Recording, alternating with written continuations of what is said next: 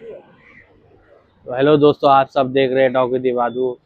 आज हमारे वीडियो का टॉपिक है रमज़ान और उसके फ़ायदे। रमज़ान के रोज़े और उसके फ़ायदे।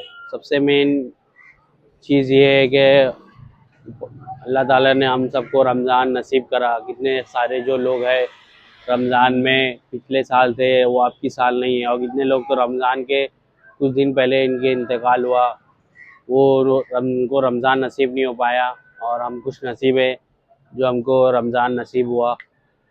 तो सबसे मेन ये है रमज़ान के रोज़े का फ़ायदा ये है कि उसका मतलब ये जो हम तकवा तकवा सुनते हैं, तकवे का मतलब ये है कि हम गुनाहों से बचने वाले और नेकियों को करने वाले बन जाए। इसका मतलब यही है, जो रोज़े का मतलब ये है ना, रमज़ान रोज़ा, रोज़े से तकवा आता है, तो उसका मतलब यही है। तकवे का मतलब ये है कि गुनाहों से बचने वाले और नेकियों को करने वाले हम बने। तो ये रोज़ा इसलिए रहता है कि हमारे अंदर कंट्रोलिंग पावर आए। रोज़ा है क्या है, कंट्रोलिंग पावर बोले तो हम भूखा भूखा रहते हैं जो फजर बाद से लेके मगरिब तक, ये हमारी कंट्रोलिंग पावर को बढ़ाता है। मतलब जैसे भूखा रहना है, कंट्रोल करना है। भूखे तो रह लेते, आदमी प्यासा नहीं रह सकता है, तो प्यास को भी आदमी मारता है, भूख को भी मारता है, और साथ साथ में अपना काम भी करता है।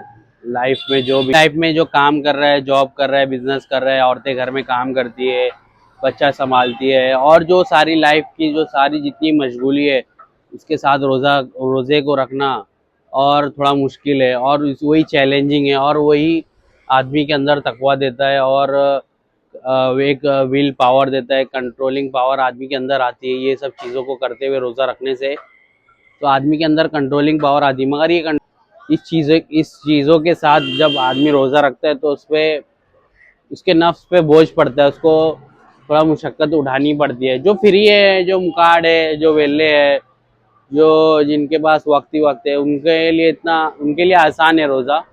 मगर जो जो डेली रोज़मर्रा की लाइफ में काम कर रहे हैं, नमाज ये जॉब कर रहे हैं, बिजनेस कर रहे हैं, औरतें घरों में काम कर रही है, तो उनके लिए थोड़ा और नफ्स पे बोझ पड़ता है। उनके कंट्रोलिंग पावर का मकसद सिर्फ रोज़ा रखना नहीं है। ये कंट्रोलिंग पावर का मकसद ये है कि हमारी जो डेली लाइफ में जो ज़िंदगी आम लाइफ में हम ज़िंदगी गुजारते हैं, उसमें हम ख्वाहिशात पे भी कंट्रोल करें। उसका मेन मकसद, रोज़े का मेन मकसद यही है कि हम ख्वाहिशात पे कंट्रोल करने वाले बने, जिसकी वजह से हमें गुनाहों से बचने की ताकत और नेकियों को करने की ताकत आएगी। जैसे कि इंसान को माल की हवस, नाम की हवस पे, जिस एक जान, एक माल और एक पैसा, मतलब इंसान को किस किस चीज़ों की ख्वाहिशात रहती, माल बनाने की, नाम बनाने की, शोहरत बनाने की, इज़्ज़त बनाने की, और क्या बोलते, औरतों की ख्वाहिश। ये सब ख्वाहिश जो है, ये इंसान कंट्रोल नहीं करता है। बहुत सारे लोग हैं जो नहीं कंट्रोल करते। रोज़े का मकसद यही है कि हम गुनाहों से बचे, मतलब झूठ बोलने से बचे। ये मतलब कुछ लोगों का बिजनेस करते हैं जो वो बोलते हैं हम झूठ बिना बोले कर ही नहीं सकते, हमारे मुंह से झूठ निकल जाता है। कुछ बिजनेस है जो बोले बिना झूठ बोले हो ही नहीं सकते, तो वो झूठ बोल के अपना बिजनेस करते हैं। तो वो कंट्रोल, रोज़े का मकसद यही है कि हम कंट्रोल करें ख्वाहिशात पे। जैसे सिगरेट पीने वाले, दारू दारू पीने वाले, गुटखा खाने वाले रोज़ा रखते हैं, तो मगरिब से लेके फजर से लेके मगरिब तक के नहीं खाते पीते, नहीं सिगरेट पीते, नहीं गुटखा खाते, ना दारू पीते, मगर बाद में करते हैं। मगर ये रोज़े का मकसद ये नहीं है। रोज़े का मकसद ये है, हम जो चीज़ में कंट्रोलिंग पावर कर रहे हैं, वो दूसरी चीज़ों में भी हम, जैसे खाने पे हम कंट्रोल कर रहे हो, वैसे दूसरी चीज़ों पे भी हम कंट्रोलिंग पावर लाए। जैसे गुस्सा है, रिश्वत, जो कुछ लोग रिश्वत खाते हैं, रिश्वत खाना है, झूठ बोलना है, गुस्सा करना है, धोखा देना है, झगड़ा करना है, ये सब कंट्रोलिंग पावर है। ये ये सब कंट्रोल करने वाली चीज़ें हैं, और ख्वाहिशात पे कंट्रोल करने वाली चीज़ें हैं। ये चीज़ें पे आदमी कंट्रोल करे, और तो इससे रोज़े का मकसद पूरा होगा। तो यही है रमज़ान के जो रोज़े का फ़ायदा, यही है कि हम अपने अंदर कंट्रोलिंग पावर लाए। और जो आदमी कंट्रोलिंग पावर अपने अंदर नहीं ला सकता, तो रोज़े का मकसद पूरा नहीं हुआ उसका। बस उसको सवाब मिलेगा, नेकी मिलेगी, और जो वो फ़र्ज़ अदा कर रहा है अपना, उसका फ़र्ज़ अदा हो जाएगा। मगर रोज़े का मेन मकसद यही है कि हमारी आम ज़िंदगी में जो हम गुनाहों में मुलविस रहते हैं, उस पे हम कंट्रोलिंग पावर लाए। चाहे गुनाह छोटे हो या बड़े हो, झूठ बोलना, दारू पीना, सिगरेट पीना, गुटखा खाना, ये भी छोटे छोटे छोटे गुनाह है। कबीरा गुनाह झूठ बोलना, सगीरा गुनाह ये सब, और कबीरा गुनाह बड़े गुनाह हैं, जैसे रिश्वत लेना, धोखा देना, और हराम खाना, और गीबत करना, और भी बहुत सारे गुनाह हैं जो हम, फजूल बातें करना, गाली गलौज करना, और दूसरों को नीचा दिखाना, बहुत सारे जो है हो रहे हैं। झूठ बोल के झूठ बोल के लोगों से पैसा वसूलना और दादागिरी करना और कमज़ोरों को दबाना, जो भी बहुत सारे जो रोज़मर्रा की लाइफ में ज़िंदगियों में चल रहे हैं, मतलब गुनाह हमारे, वो सब चीज़ों को हम कंट्रोल नहीं करते। तो रोज़े का मेन मकसद वही है कि हमारे अंदर कंट्रोलिंग पावर आए, और रोज़े को रोज़े की तरह ऐसा रखे। बस ऐसा नहीं कि हाँ बस वो है, मतलब सब रख रहे हैं, माहौल है तो बस रख लो रोज़ा, ऐसा नहीं है। अपनी नीयतों को सही करे कि नहीं भाई, रोज़ा रख रहे तो अल्लाह के लिए रख रहे और किसी और के लिए नहीं रख रहे। और टेनिया रखे कि माहौल बना हुआ है, सब रोज़ा रख रहे हैं, सब नमाज़ पढ़ रहे हैं, तो हम भी करने लग जाते, चलो क्या है, जैसा माहौल चल रहा है, जैसा चल रहा है चलने दो, बोलते ना ट्रेंड। माहौल माहौल का दूसरा नाम ही अभी जो अभी के ज़माने में निकला है, ट्रेंड है। मतलब उसकी हवा चली है, माहौल बना है, और मतलब एक बोलेंगे ना, एक रिवाज बना है, उसी का दूसरा नाम है ट्रेंड। तो हम अच्छी चीज़ों का ट्रेंड लाने की कोशिश करें। और सबसे मेन ये है, रमज़ान का फ़ायदा ये है कि कुछ लोगों को नमाज़ पढ़ने की आदत छूट जाती है, मतलब डेली लाइफ में नमाज नहीं पढ़ पाते 5 वक्त की, और रमज़ान लगता है तो पढ़ने लगते हैं। तो कुछ लोगों का ये फ़ायदा होता है, उनको रमज़ान बाद भी पढ़ने की आदत लग जाती है। तो ये भी सबसे बड़ा रमज़ान का फ़ायदा है।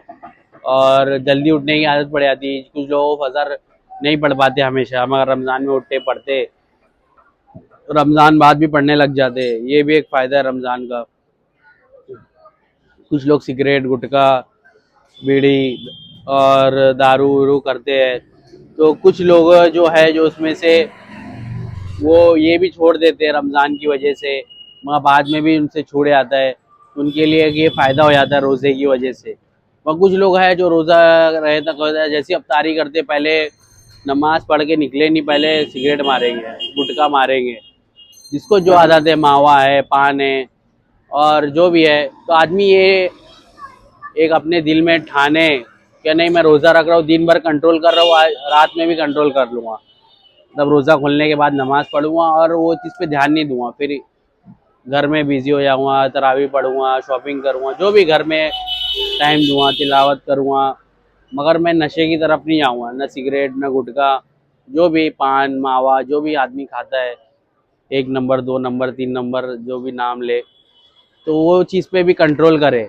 अगर आदमी सुबह में फजर से लेके मगरिब तक के अगर ये चीज़ पे कंट्रोल कर रहा है, तो रोज़ा खोलने के बाद भी थोड़ा कंट्रोल कर ले, तो रोज़े का ये फ़ायदा होगा उससे, तो उसको हमेशा के लिए एक कंट्रोलिंग पावर आ जाएगी। तो हमारे रोज़े का रखने का मेन मकसद यही है, अल्लाह ताला हमसे यही चाह रहे कि हम अपने अंदर कंट्रोलिंग पावर लाए। सबके अंदर कमियां रहती है, ऐसा नहीं है कि मैं बहुत नेक आदमी हूँ, बहुत बड़ा फंटर हूँ, हर चीज़ में अच्छा हूँ। मैं भी कमी हूँ, तुम्हारे में भी कमी, सब में कमी है, और सब में कमी रहती है। और सबसे अच्छा इंसान वो है जिसके अंदर ये चीज़ का एहसास हो कि नहीं मेरे अंदर कमी है। और जो आदमी ये जान बोल ले कि नहीं मेरे अंदर कुछ कमी नहीं है, मैं सब कुछ अच्छा हूँ, तो फिर वो उसके गुमराह होने के चांसेस ज़्यादा है। और जो आदमी गुनाह भी करता है, माफ़ी भी मांग लेता है अल्लाह से, कुछ लोग इंसानों से गलती कर लेते हैं, बुरा बोल देते हैं, बुरा झगड़ा कर लेते हैं, मगर अपने दिल ही दिल में मलामत कर लेते, नहीं ये मैंने गलत किया, ऐसा नहीं करना चाहिए था।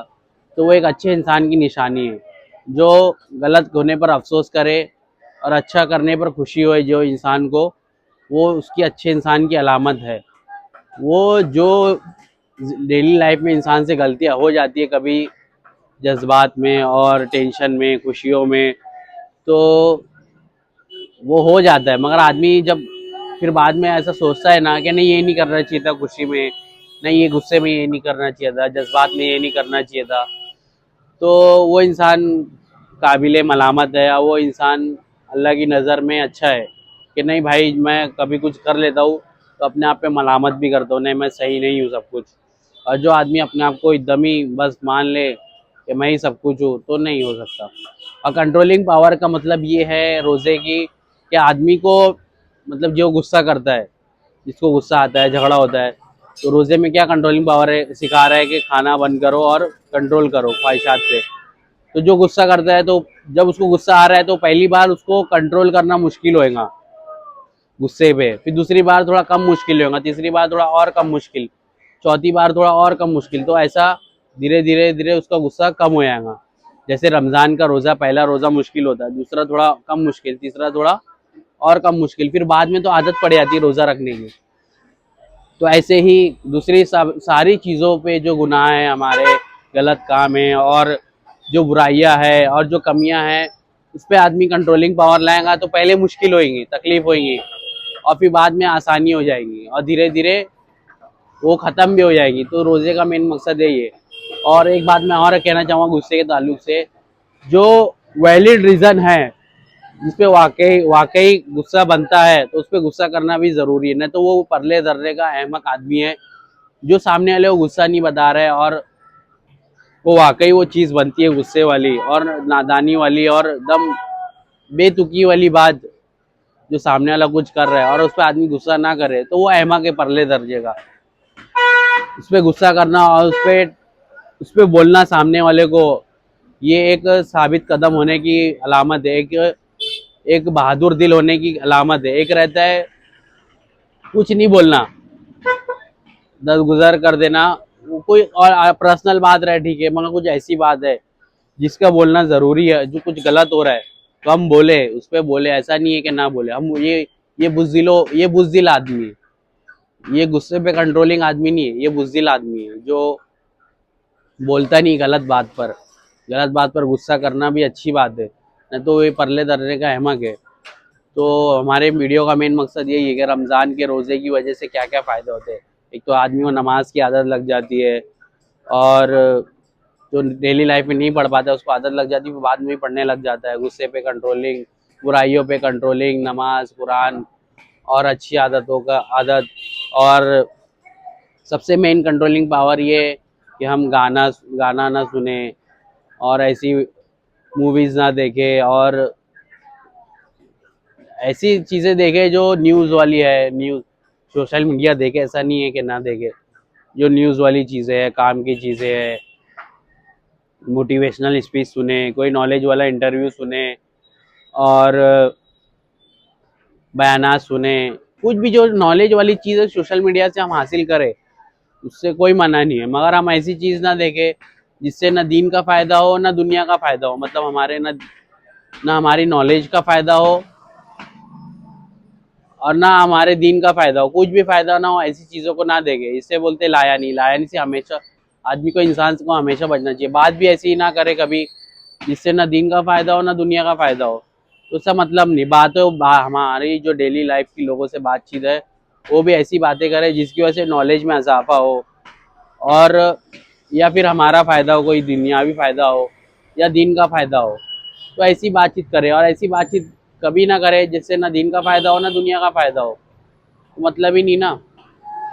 तो हम इसी के साथ वीडियो को ख़त्म कर दे। वीडियो बहुत बड़ी है, मैं तो अगर वीडियो करना चाहूँ तो 1-1 घंटा 2-2 घंटा बोल सकता हूँ, मगर एक लोगों का पेशेंस रहता है कि इतना लंबा वीडियो नहीं देख सकते।